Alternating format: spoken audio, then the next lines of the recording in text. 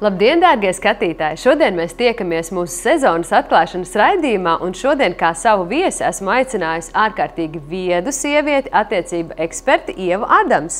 Sveiki, mīļā! Varbūt tu varētu pastāstīt vairāk par sevi, jo, manuprāt, tie visi tituli, ko es šobrīd pieminēju, iespējams varētu būt par maz tavai personībai. Tu zini, galvenais ir būt cilvēkam, kas ir noderīgs sabiedrībai. Man tā šķiet. Jā, manuprāt, tas ir. Laikam dzīves pirmajā pusē sievietei ir jābūt noderīgai savam mīļotajam, saviem bērniem, arī saviem vecākiem, kā labai meitai. Jāizpilda visi sociālie parādi. Pēc tam, kad tu jau kļūsti par brīvu cilvēku, kad tu esi izpildījis savu, tā sacīt, sievietes minimumu, pēc tam var notikt ļoti daudz kas. Jā, un šobrīd ar mani notiek tik daudz kas, ka es nevaru to visu ierūmēt vienā vizītkartē.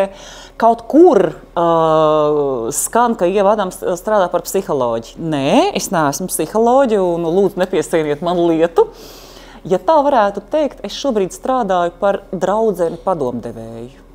Un tas nav mentors, tas nav psihologs, tas ir vairāk cilvēks, kurš ielaiž citu cilvēku uz brīdi savā dzīvē un ar domu sakārtot otra cilvēka dzīvi, padarīt to labāku.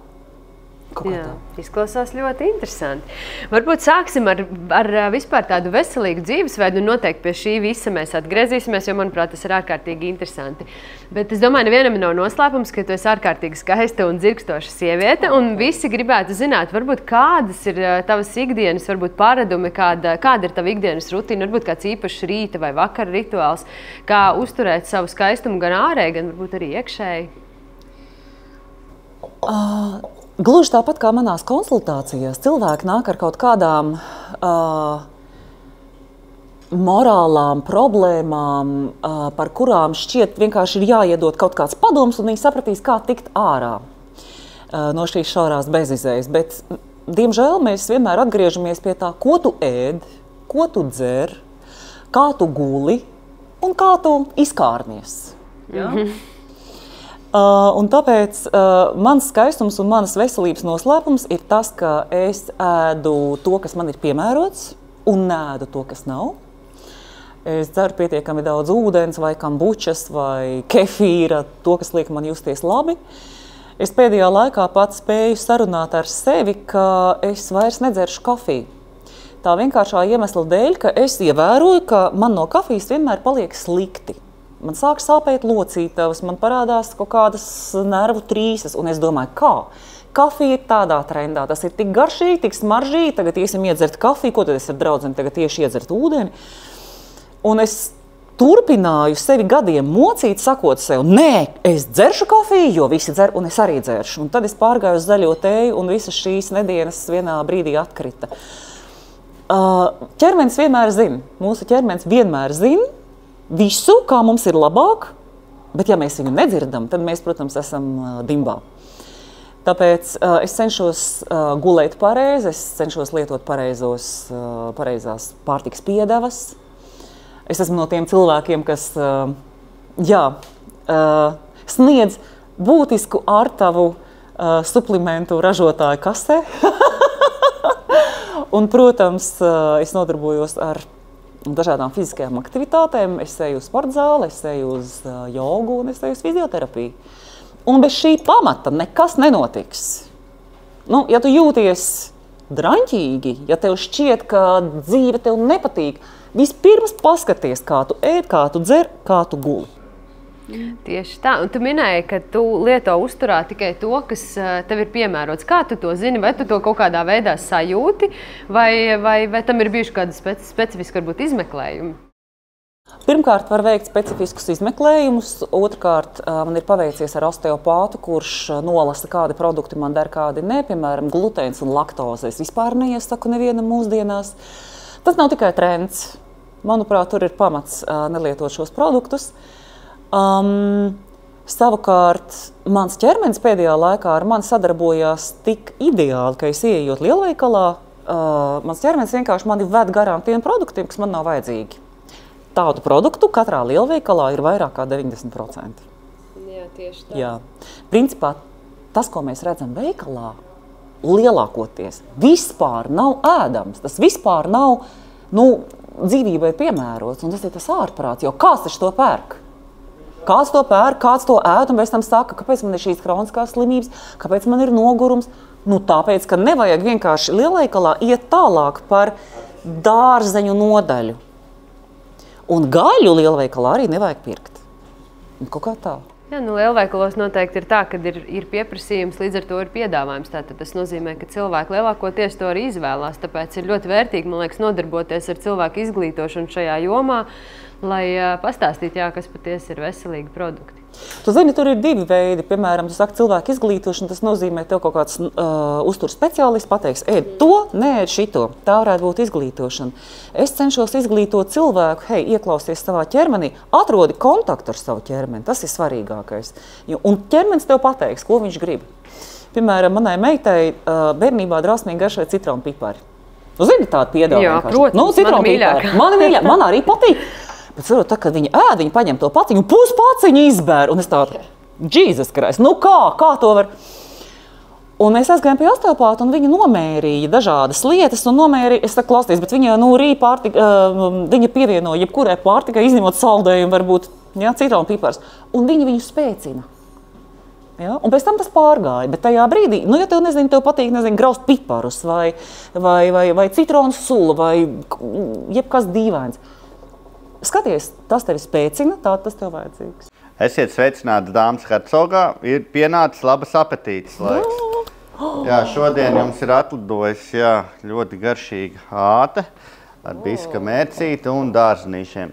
Tieši šāds krāsu karusels piestāv jums šodien. Liels paldies! Mēs tieši tikko runājām par dārziņiem, manuprāt, šajā šķīvī ir visa varavīksne iekļauta. Paskaties! Benžamins ir īpaši ieinteresēts jūsu ātē. Jā, tad padalāties ar Benžaminu arī.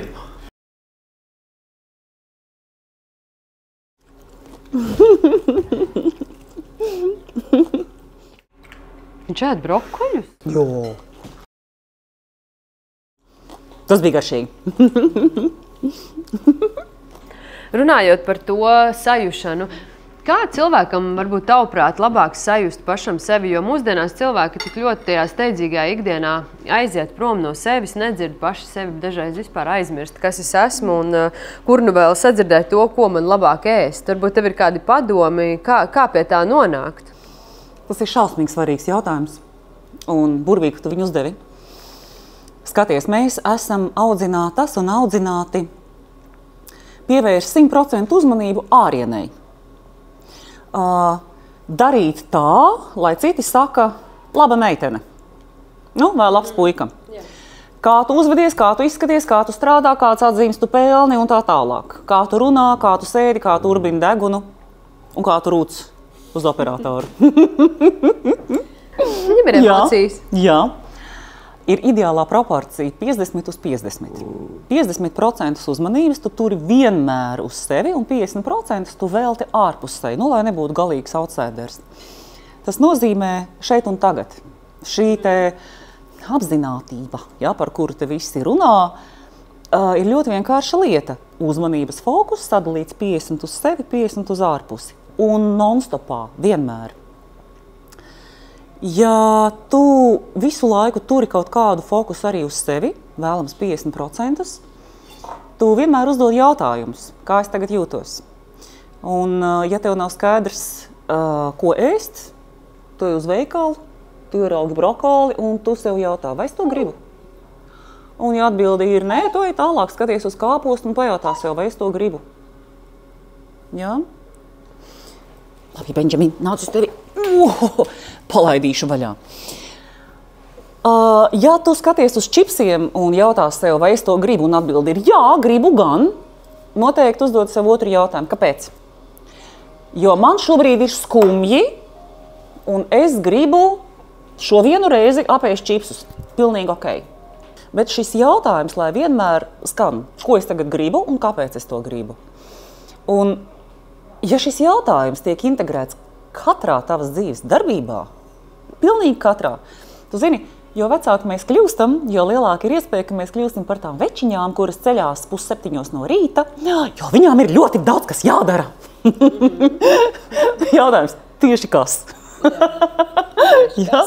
Es esmu tik aizņemta. Ar ko? Ar visu kaut ko! Nu, es esmu iemācījusies necelties no gultas, kamēr es neesmu atradusi atbildi uz jautājumu, kāpēc man tagad būtu jāceļās? Piemēram, atbildi, man apnika, tagad es gribu izstaipīties. Ok, tad es ņemu jogas paklāju un neizstaipīties. Vai es tagad gribu ēst, vai tagad es gribu paskatīties pa logu, vai es gribu piemērīt jaunas drēbes, jebko. Bet mēs esam šausmīgi trauksmaini, jo mēs esam iemācīti visu laiku kaut ko darīt. Līdz ar to varētu teikt, ka mēs vienmēr dzīvojam vīrieša realitātē. Vīrieša pasaule ir darīšanas pasaule, sievietes pasaule ir jušanas pasaule. Viens bez otra vispār nespēja eksistēt. Bet tas, ka mums arī sievietēm esot visu laiku ir kaut kas jādara, nevis tikai jājūt, jābūt, jādod sava klātbūtne, jādod sava enerģija vai jādod savs vibes, kas ir ārkārtīgi nopietns. Tas ir visnopietnākais sievietes darbs. Sieviete ir tas cilvēks, kurš monitorē sajūtu, kurš monitorē noskaņojumu. Ja? Un nav tā, ka tu tagad esi atnākusi no darba, nogurusi, vai apmierināta, vai neapmierināta, vai pēdusi, vai izsalkusi. Un tu tagad būsi spējīga vēl izveidot šo foršo vidi, ja, priekš savu vīriešu, kurš tāpat ir pārstrādājis jēgu. Es neesmu pret to, lai sieviete strādā, pilnīgi noteikti ne. Bet es esmu par to, ka jo vecāks mēs paliekam, jo mazāk mēs strādājam, tātad jo mazāk laika un enerģijas mēs atdodam darbam. Un tas notiek tikai caur to, ka mēs paliekam lielākas ekspertes. Jo tu esi lielāks eksperts jebkādā jomā, jo mazāk tev ir jādara lietas pašai ar rokām, fiziski jābūt klāt, enerģētiski un tā tālāk. Jā, jo manuprāt, tas ir ļoti interesanti, jo tā ir tāda harmonija arī sievietē pašā, jo, kā jau tu minēji, sievietē ir jāsajūt, un lai viņa būtu harmonijā, ir jāsajūt un jādara, bet atkal jāatrod sev tas laiks, lai atnāktu tā sajušanas, tā spēja, vienkārši jāiedod sev tāda dzīves pauzīt, jo, ja mēs esam kāmja ritenī un tādā skrējienā, tad ir ārkārtīgi grūti vispār to izdarīt. Un tad arī ir tie jautājumi, jā, tiešām, ko mēs uzdodam. Tas ir ļoti interesanti. Varbūt, kad ritenis, nu jā, redz, jā. Tur ir ļoti daudz sieviešu, kas saklausās tādas gudras runas. Tāds, ok, tagad es aiziešu no darba un, ko es esmu sasniegusi? Es jau mēnesi esmu bezdarbniece, nu, kas tālāk?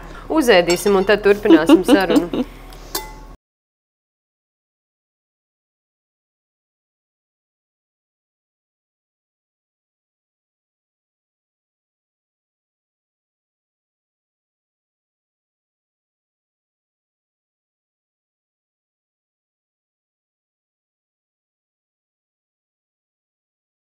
Par veselīgu dzīvesveidu mēs esam izrunājuši. Noteikti ir skaidrs, ka tu to ievēro. Un, droši vien arī tev palīdz sunītis Benžijs, kurš tev rītos un vakaros arī aicina pastaigā svaigā gaisā, vai ne?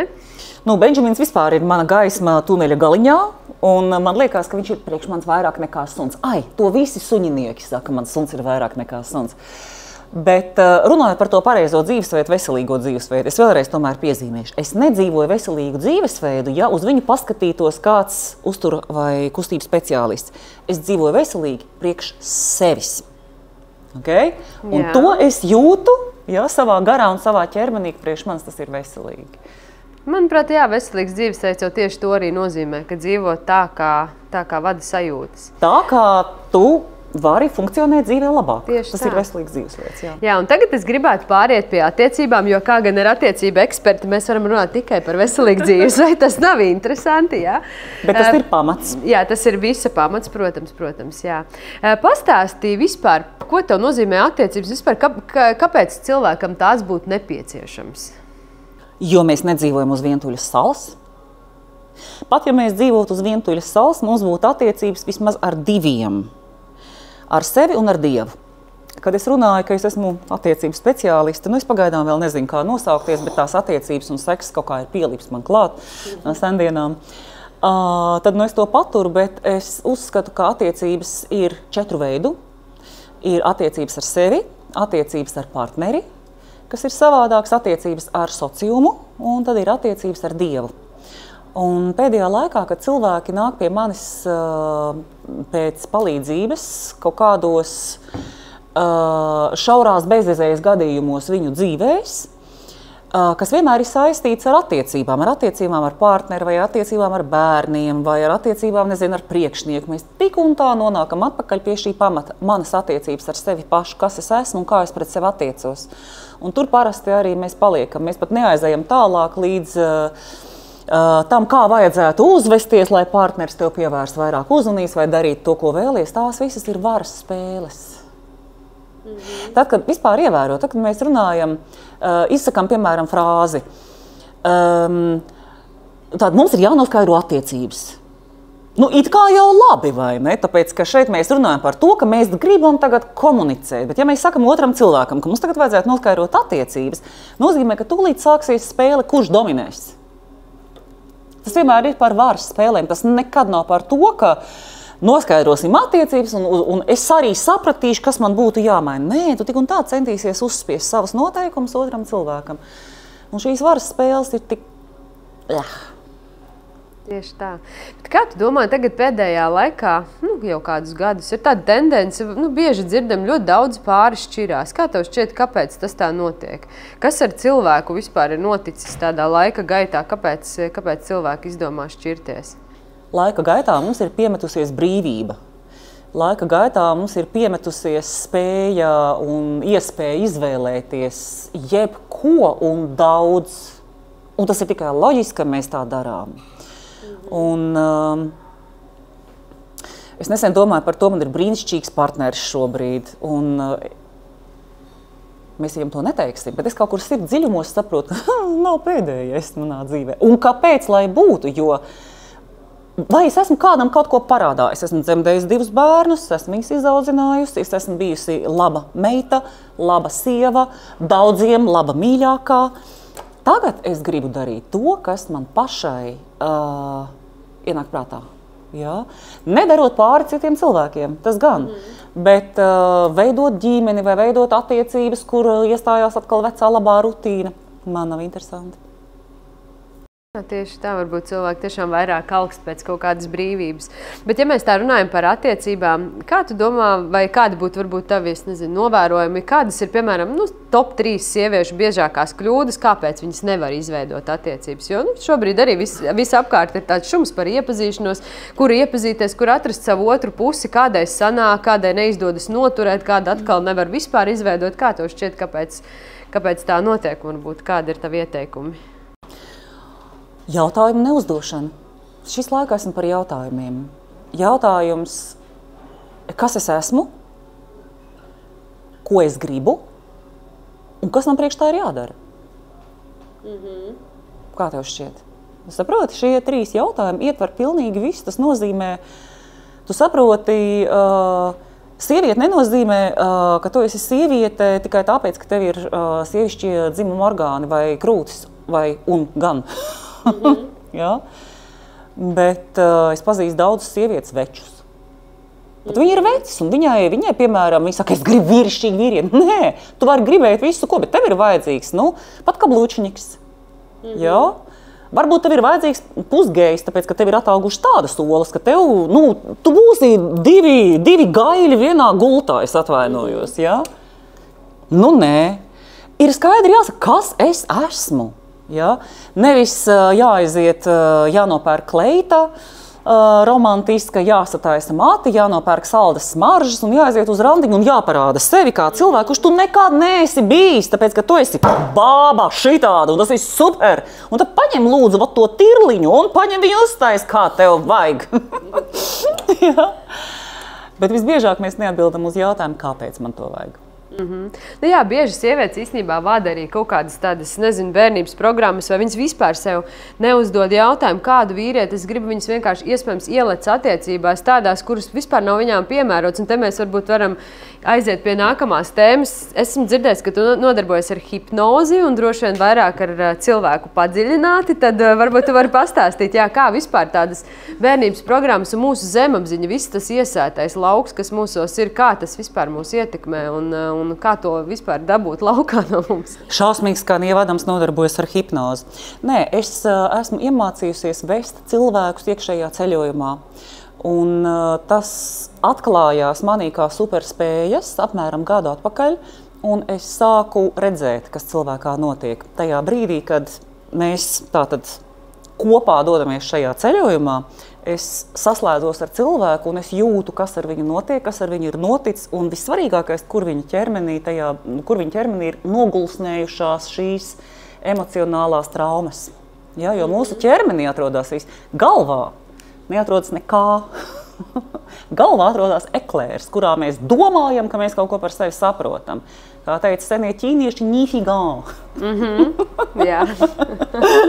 Jā, ļoti prātīgi teica. Nu jā, kaut kā tā. Tāpēc slava tiem cilvēkiem, kas noņem spriedzi, piemēram, sporta klubā, jā, vai, piemēram, sitot boksa maisu. Jā.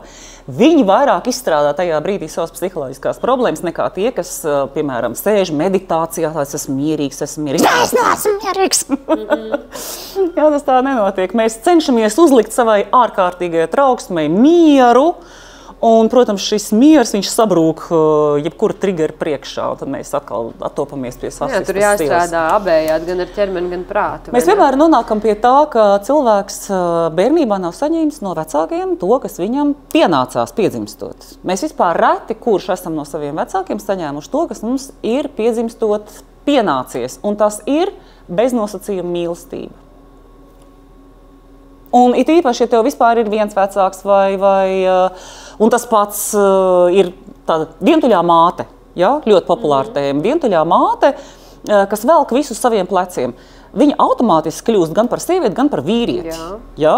Un tad tu nevari saprast, kas es esmu, kāpēc es nevaru kā meita izveidot attiecības, tāpēc, ka es arī esmu kļuvusi pussievieti, pusvīrietis, un, protams, ka vīrieši uz vīriešiem īsti neķerās, tikai geji.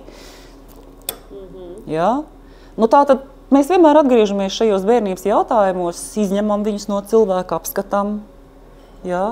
Mēs neko nevienam nepiedodam. Tas ir tāds mīts, ka mēs varam kādam piedot. Mēs varam piedot tad, kad kāds, atnāk šitās tev uz ceļiem un atvainojās. Un tad vēl mēs padomāsim. Bet ja tev vispār neviens neatvainojās, kā tu vari piedot?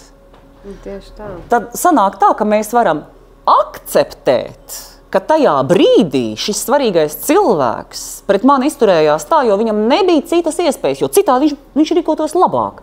Bet viņš rīkojās tā, mēs varam to pieņemt un saprast, ka tik un tā tas bija labākais variants, kāds varēja būt. Un tā atlaišana viņa notiek caur to, ka tu saproti, cilvēks centās, bet sanāca sūdīgi. Saproti? Un skatoties uz to, ka tu jau pat arī neesi perfekta, un tu arī reizēm centies un sanāk sūdīgi. Vai ne? Tieši tā. Un tad tu saproti, bet māte un tēvs viņi jau tik un tā bija tikai cilvēki, viņi nav dievi. Un tad tu pamazām sāk pieņemt to, ka arī viņi drīkstēja tā darīt. Tā kā mēs tagad runājam par tādām nepārāk pozitīvām tēmām, tad mums ir atnācis arī saldējs. Mango marakujas mūs ar ceptu balto šokolādi, lai mēs pasaldinātu savu dzīvi. Burvīgi. Jā, īstenībā, saproti, zeme kā dzīves vieta, manuprāt, vispār nav paredzēta laimei.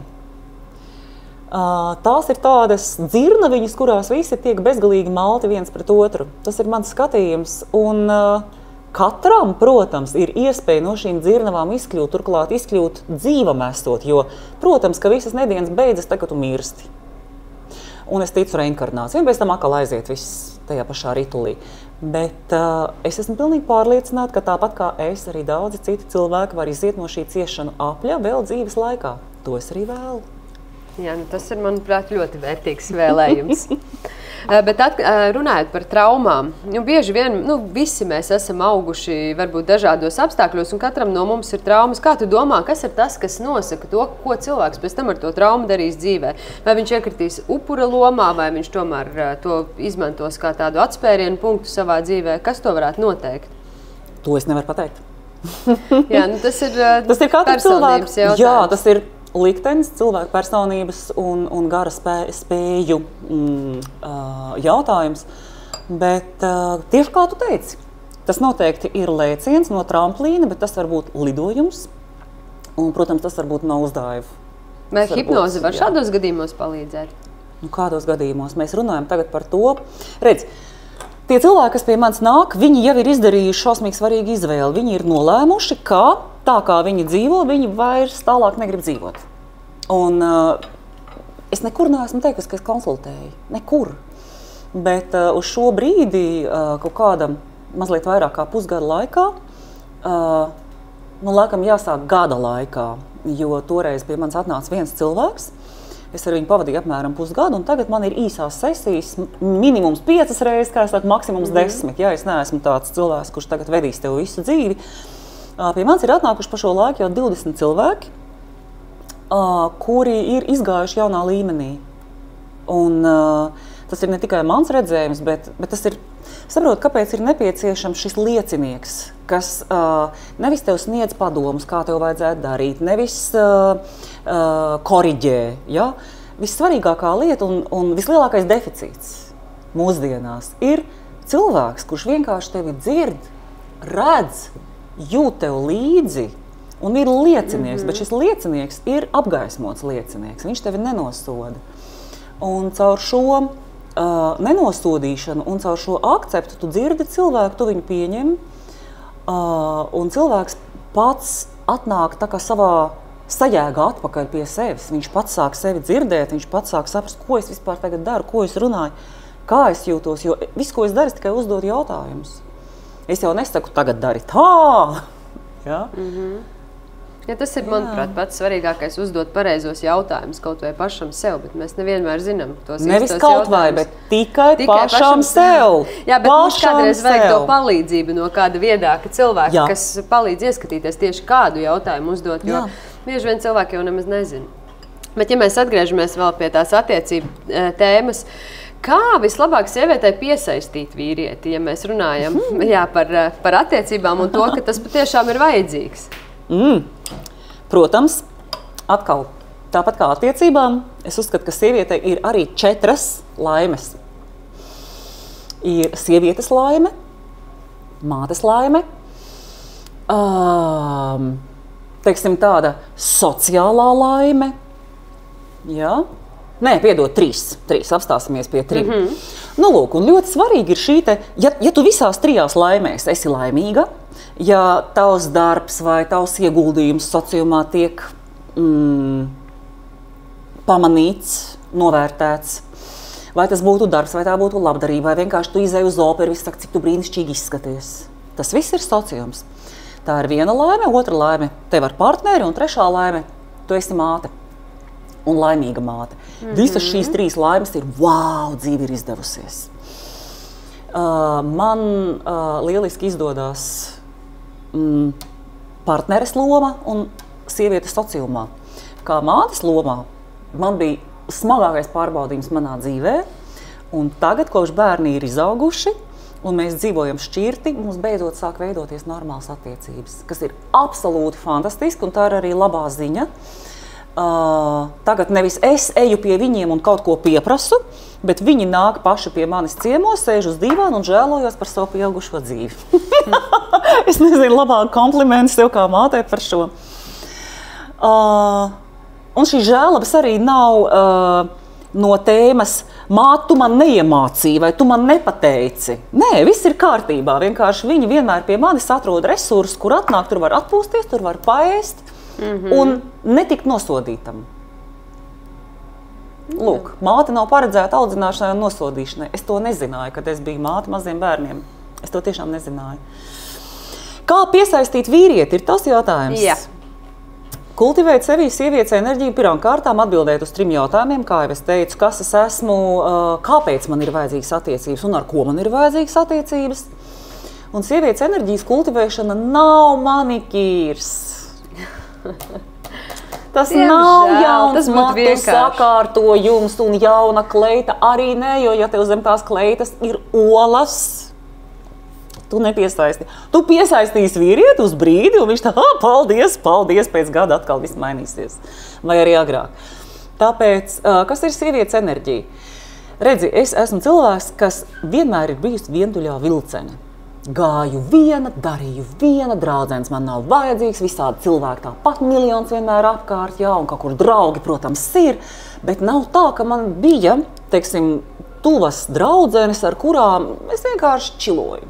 Tagad es esmu pilnīgi pārlauzusi sevī šo pārliecību un ar milzīgu prieku atklājusi, cik ārkārtīgi svarīgi ir sievietei.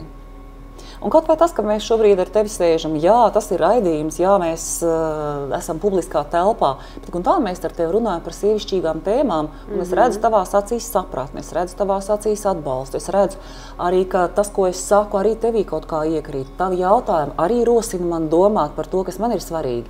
Mūsu klausītājs šobrīd, redzot mūs, ir kopā, tā ir sieviešu komuna, tā ir sieviešu kopiena.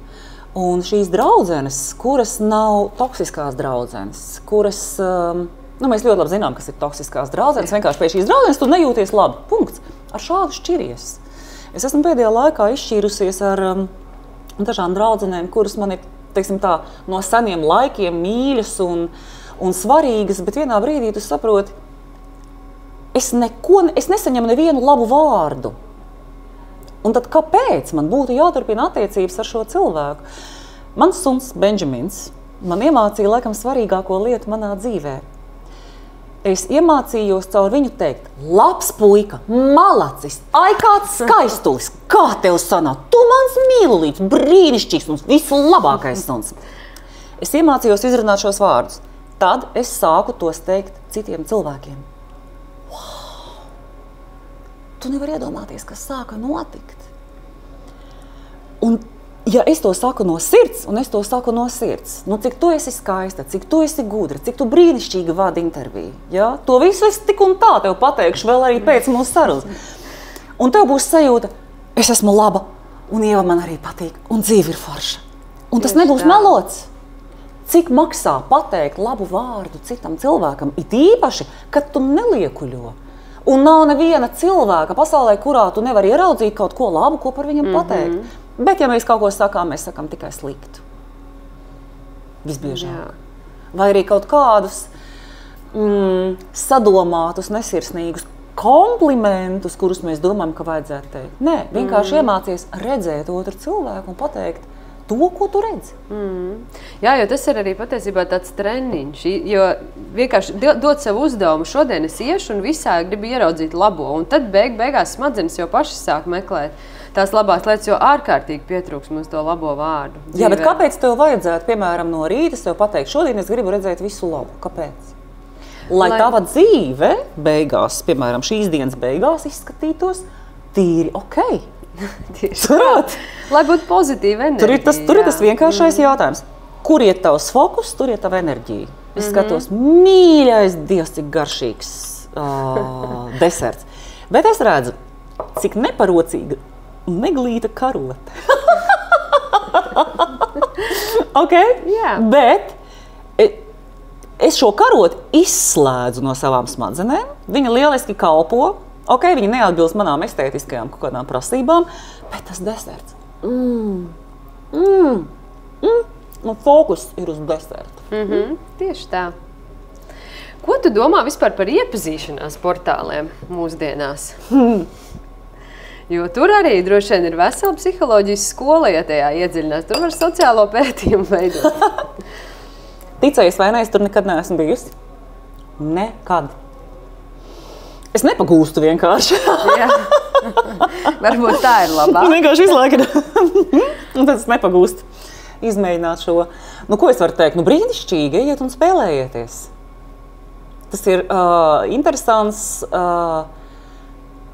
laika pavadīšanas veids, kas rada iespaidu, ka tas ir saturīgāks nekā, piemēram, skatīties seriālu. Jo tev šķiet, ka tu rūpējies par sevi. Es nevaru iedomāties, kā var iepazīties šādos portālos. Es domāju, droši vien tur ir kaut kādi sargeņģeļi, nezinu, kaut kādi tur kupidoni, liktenis, jā, kaut kādi, jā, kas spēlē likteni. Un ir patiešām cilvēki, kas ir laimīgi sapazinušies, bet jebkurā brīdī, protams, tu tik un tā aizej uz tikšanos, un tur jau notiek tā enerģijas sajušana. Tur tu saproti, ar ko tev ir darīšana. It īpaši, ja tu turi 50% uzmanību uz sevi un skati, kā es jūtos šī cilvēka klātbūtnē, nevis, smuks vīrietis! Jā, jo tā var ļoti ātri atkal izveidot neveiksmīgas attiecības uz čaulu tikai skatoties. Protams, Man ir vairākas reizes bijušas, kad es esmu izveidojis attiecības ar vīrieti vienkārši tāpēc, ka es ar smadzenēm sev saku, bet viņš ir superīgs, ko tu ņemies?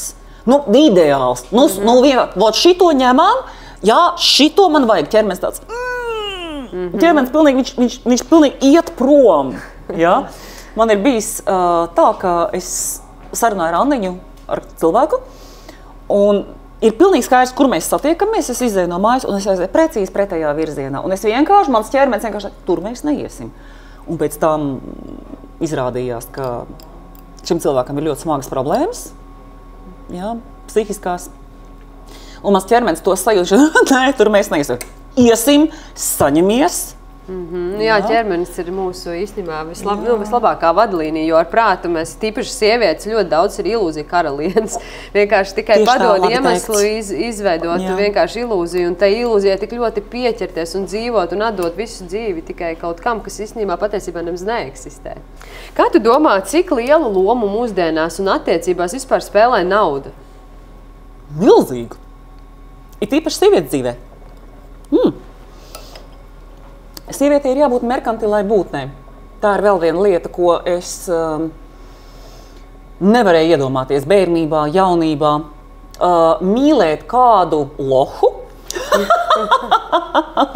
Tam noteikti ir sava tikai tāpēc, ka svētā mīlestība, nedabūt neko pretī. Sievietei vienmēr ir tā iespēja palikt no loha stāvoklī. Un ko tad? Tālāk tu vilksi gan sevi, gan bērnu, gan lohu? Nē. Sieviete ir piezemēts ar abām kājām uz zemes stāvošs cilvēks, kas saka, protams, tu man ļoti patīc zaķīt, bet cik tu pelni? Un pēc tam, tu arī mēģini noskaidrot, cik devīgs tu esi. Un kādas ir tavas potences? Kāda ir tava potence vēl lielākai finanšu izaugsmai? Un man vispār nav kauna runāt par šo tēmu. Vispār nē, tāpēc, kā redzi, sieviete ir, patiešām vīrieša kakls, kakls. Jā, vīrietis ir galva. Galva skatās tur, kur kakls pagriezīs. Vīrietim var būt resursi, viņam var būt potenciāls, un viņš var uzvesties kā āksts. Investēt tur, zaudēt tur, kaut ko nopelnīt, atkal kaut ko nodzert, kaut kur aizbraukt un tā tālāk, nopirkt nevajadzīgu mašīnu. Un tad parādās sieviete, un tieši manas vēlmes būs tās, kas noteiks, kur tālāk šis vīrietis fokusēsies, un tālāk viņam pienāk miers. Es fokusēšos šeit. Un, ja tu domā, ka sievietei ir jāgrib, piemēram, dārga soma, vai, piemēram, kaut kāds ceļojums, tad tas atkal ir pilnīgākais bullshits. Tev ir jāgrib lielas lietas. Lielas lietas, kas attiecās uz jums abiem. Piemēram, es gribu savu treniņu zāli, kur 24 stundas diennaktī varēs dejot vai nodarboties ar bodybike DJ pavadībā. Es gribu šo telpu, nopelni naudu. Pēc tam es gribu izveidot tādu pašu vietu Francijas dienvidos, un es gribu emigrēt uz turieni, jo Benžaminam Latvijā ir alerģija.